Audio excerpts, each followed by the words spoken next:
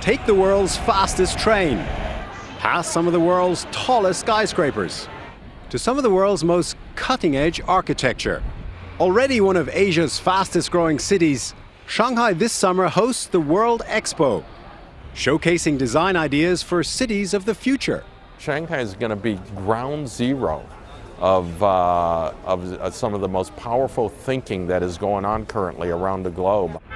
Shanghai has always liked to be cutting edge, even when the city was run by foreign traders from their offices along the famous Bund, now transformed into high-end boutiques and restaurants.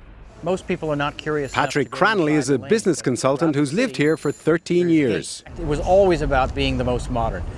When these buildings were built, they were state-of-the-art. In the 1930s, Shanghai was wealthy, stylish, famous around the world.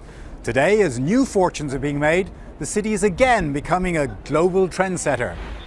The 101-floor Shanghai World Financial Center, the third tallest building in the world, was designed by New York architects for a Japanese developer. That hole in the middle? To reduce wind pressure on the 1,622-foot structure. James Shen is from California. He designed Shanghai's own corporate pavilion at the expo. You get this interaction between the old and the new, outsiders, locals. It's very difficult to find in any other city, anywhere.